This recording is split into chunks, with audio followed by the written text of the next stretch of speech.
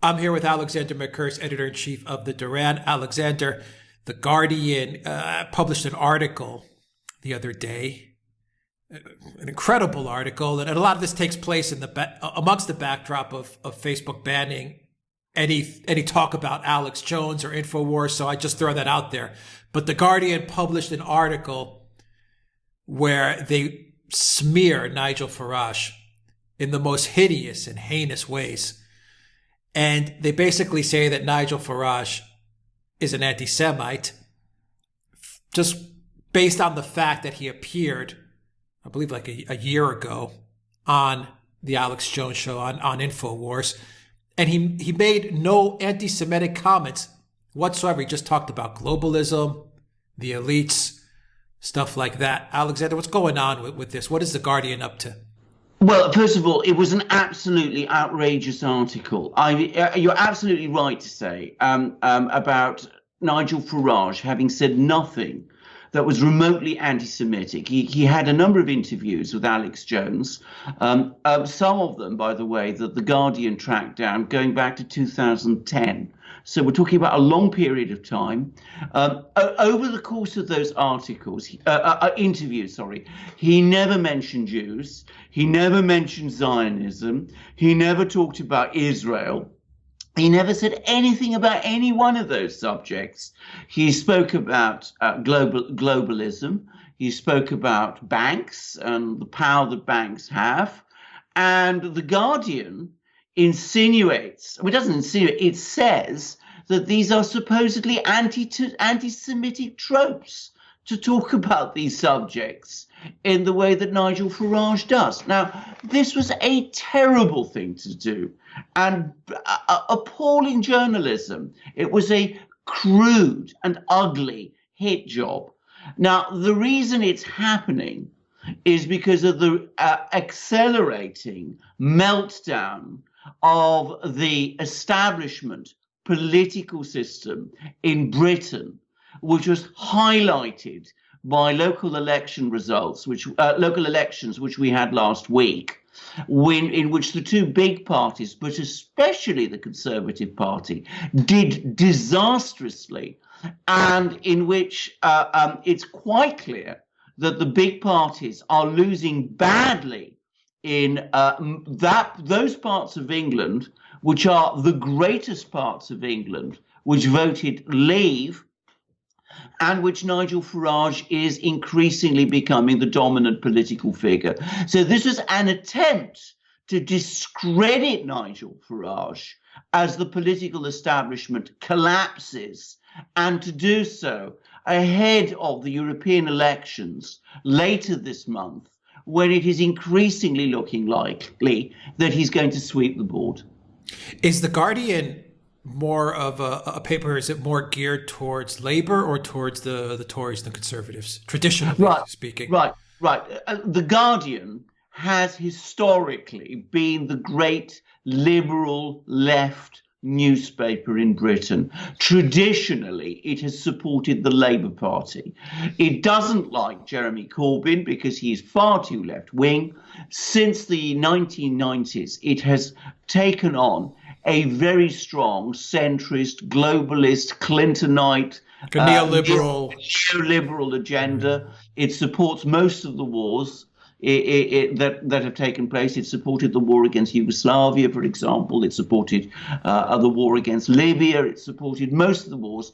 It only opposed the Iraq war because most of its readers opposed it, and it did so in a very lukewarm way. But its Sunday edition, The Observer, strongly supported it. It strongly supported Tony Blair, and of course, it very strongly supports Remain. In other words, it is a very pro-EU newspaper. So what it has become, from being, if you like, the traditional left-wing newspaper in Britain, it has become the neoliberal newspaper of the neoliberal wing of the British establishment.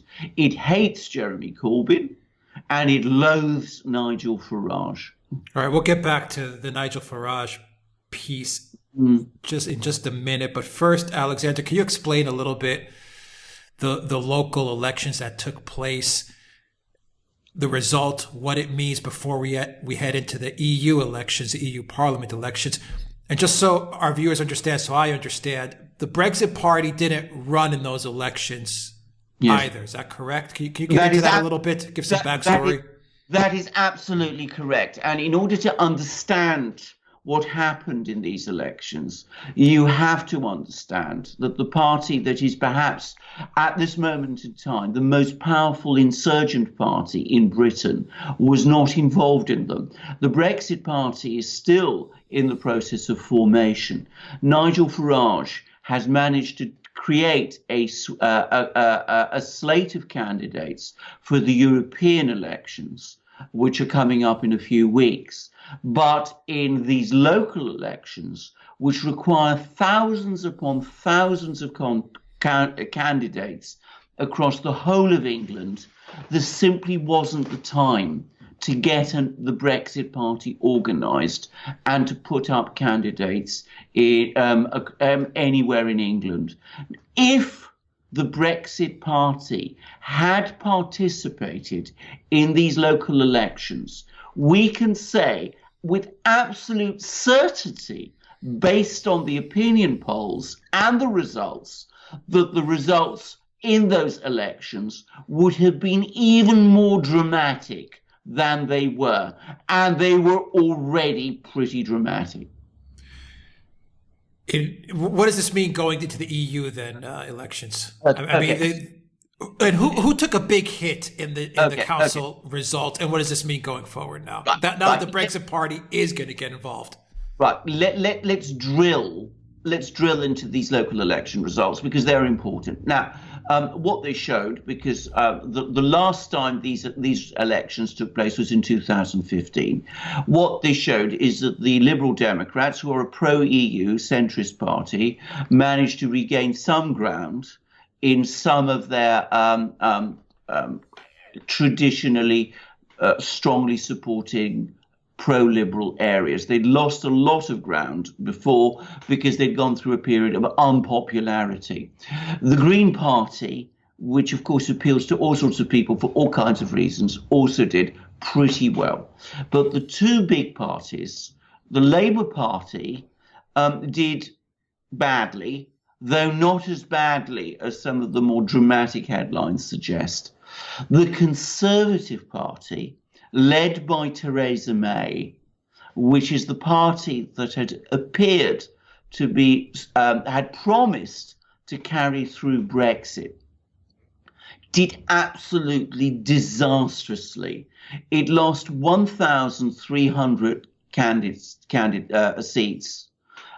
It saw its vote collapse across England. It is clearly losing enormous amount of support from pro-Leave voters up and down England. And if Nigel Farage's Brexit Party had been standing in these elections, I am absolutely sure that the Conservatives would have done far worse than they actually did, because they did as badly as they did with no Brexit Party to take the votes from them.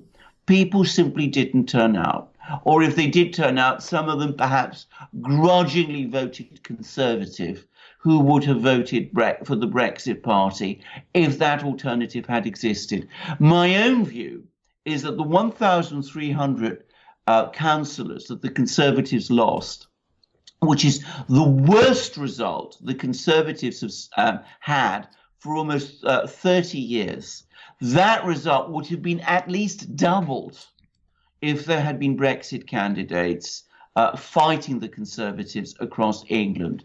As for the Labour Party, it didn't lose anything like as many. It only lost about 60 councillors. But what I will say again is that if the Brexit Party had been fielding candidates in northern England, in the working class districts that traditionally support Labour, but which also strongly supported Leave, I think the Labour result would have been much, much worse. So, looking forward to the European election results in a few weeks' time, I think we can say with absolute certainty now that we are looking at a total Conservative Party meltdown and a very bad result for the Labour Party as a result of the way that those two parties, but especially the Conservatives, have, in the opinion of many English voters, betrayed them on Brexit by not seeing Brexit through. All right, so Nigel Farage is definitely feeling pretty good going into the EU Parliament elections, that's for sure. And he is storming ahead, Alex. Right. He is storming ahead. And that's why we get these desperate attempts to discredit him, like the one we saw in The Guardian, which was not just desperate, but also discreditable and very bad for The Guardian.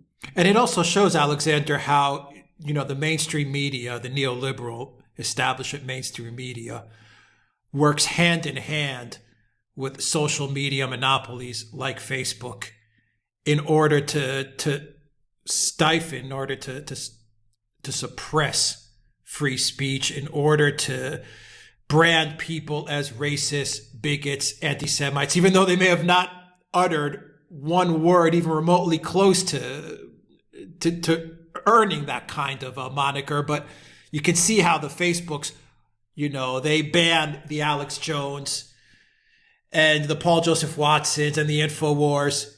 And then, they pass it off to the Guardian, who can then say, oh, well, Nigel Farage was on Infowars 1 year ago, 5 years ago, 10 years ago. So there you go. Now we've got him.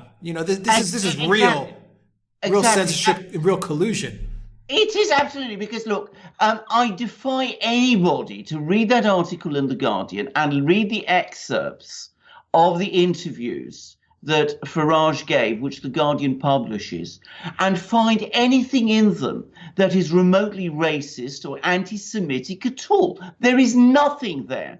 The way The Guardian spins it is that these comments, totally innocuous as they are somehow anti-Semitic because they express coded language which supposedly is used by Infowars in order to appeal to its audience. So it is by appearing on Infowars and saying certain things that Nigel Farage becomes an anti-Semite, not because he says anything which is actually anti-Semitic. I mean, it is an attack on Nigel Farage via Infowars. Firstly, you discredit Infowars, and then you discredit anybody who appears on it by calling them an anti-Semite and a racist. Now, I have many, many, many reservations about a lot of things that Infowars has done, but they do not deserve this. Yeah, of course, it's Facebook that gives, The Guardian the impetus to do that, because it's Facebook that comes out with statements like, not only are we going to ban Infowars, but we're going to ban anyone that dares to say the word Infowars, to post a photo of Alex Jones, to share a video of Alex Jones, and The Guardian jumps on stuff like that. Well, absolutely. I mean, it's turning somebody into an unperson. It's like, being around in Stalin's Russia and mentioning Trotsky. I mean, that's enough to have you purged. We haven't got around yet to people being, taken off to labor camps, but it's enough to get you banned, apparently. Yeah, that's something that The Guardian would probably champion. Seeing the way they're framing the narrative, it seems like The Guardian is moving towards a complete totalitarian, state. Well, I do find it totalitarian. I mean, guilt by insinuation. It is a terrible thing, especially when the case against the person who, you're originally branding guilty, who is Alex Jones and Infowars, has not been made. I come back to what I've said about Alex Jones and Infowars. As far as I know, they have never broken the law. They've never done anything that can remotely be said that, is illegal or unlawful. If they have, they should be prosecuted for it. Until that happens, there is no justification or excuse or reason to ban them. That is not supposed to be what happens in free and democratic societies. And the fact that it is happening calls into question how free and democratic we actually are. The fact that the media is pushing it, and you have neoliberal fake news publications like The Guardian acting out in I can't describe it in any other terms as fascistic is quite incredible. Considering that you said earlier in the program that their tradition, their history is a liberal history. It completely sets their history on its head. I mean, The Guardian was historically the newspaper that opposed wars. It was this newspaper that was pro-détente with the Soviet Union. I mean, it was, as I said, it was the newspaper that stood for free speech, that protected people's rights to speak out, that took the position that, if it didn't matter if what you said was offensive, you had a right to say it, which was, the traditional liberal position. I mean, what was it Voltaire supposed to have said? I may disagree with you completely, but I will fight to the death to enable you to say it. Well, that was The Guardian's position. It's not that anymore. It's behaving more like Pravda, which, was always about, calling for people who spoke out against the party to be silenced. Well, increasingly, that's what The Guardian is doing. It's incredible. So 23rd of May, I believe, are the EU Parliament elections, correct? Yeah. Is it the 23rd? Yeah. Okay. I think that's right. I think it's the 23rd. And so Juncker came out with a statement today where he said he wished that he had intervened in the Brexit process a lot earlier. There are rumors, from what I've read, that Theresa May is, floating around an idea of giving people, an option to vote on, 3 aspects of Brexit, to have another referendum, to give people 3 options. There's rumors that she wants to, push her plan through the parliament again. The EU is going to have to deal with, UK representatives who may end up leaving, in a month or 2 or 3 months down the road. I mean, this is an utter mess, is it not? It is an utter mess. Let's begin with Juncker. I'm very glad you pointed out him talking about regretting not intervening. I mean, here we see the head of the European Commission essentially saying, well, I'm very sorry that I didn't intervene in British domestic politics. We must never lose sight of this because, of course, this is essentially what the EU is all about nowadays. I mean, maybe I'm gingering up a little what Juncker said, but I mean, that's essentially what he said. Now, as for Theresa May, I mean, the Conservatives are in complete chaos because they've attached themselves to Theresa May. Theresa May has monomaniacally pursued this terrible withdrawal agreement that she is still apparently committed to. She now understands that there is no prospect of getting it through the House of Commons without the support of the Labour Party. She is terrified of the European elections in a few weeks' time because she knows perfectly well that if they happen, as I said, the Conservative Party will be completely wiped out in them. I mean, as I said, it was devastated in the local elections last week. The only reason it was not totally wiped out is because Nigel Farage wasn't standing. He and his Brexit Party weren't putting up candidates in those elections. They will be in the European elections. And so she's been trying to find some way to call off those elections. So she's been putting pressure on the Labour Party to come to some kind of agreement with her, to get her withdrawal agreement passed before those European elections. And she's floating all these strange ideas about putting various options available to Parliament to see whether the Parliament can agree so that some form of Brexit, or what she calls Brexit, can be cobbled together to avoid those European elections taking place. I think it is desperate. I think it is a terrible idea. Her deputies have today said that none of this is going to happen and that the European elections are going to happen, despite Theresa May's feverish plots. I think the Labour Party, or at least the Labour leadership, understand that if they do a deal with Theresa May, it's going to anger their Leave supporting voters in Northern England even more, and will lose them support. So I don't think they're going to agree to anything with Theresa May in the end. And I think that as for these ideas about floating all sorts of alternative options, I mean, that's simply another way of Theresa May trying to do what she's been doing all along, which is kick the can down the road. So it is a mess, but I don't think that the nemesis, if you like, which is the European Council elections and the Farage landslide and the terrible comment that will be on the British political class, can be put off any longer. I think we're going to see an earthquake come the day after the elections, correct? Absolutely. Absolutely. I think we're going to see a high turnout, and I think we're going to see a wipeout. I think the Labour Party will hold on to some of its support because Corbyn has been weak, but he's not been as openly treacherous as some in his party would want him to be. But the Conservatives, who posed as the pro-Brexit party, are heading for total disaster. And as far as The Guardian goes, just despicable, though. Well, absolutely despicable. And I mean, I have to say, for me, I am in mourning.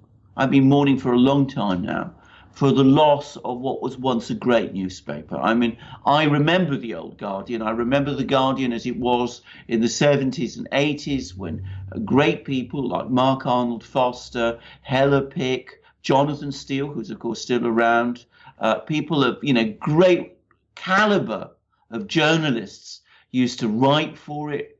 And I look at it now and I just shake my head and I say, what has happened? Hugo Young, all these amazing writers.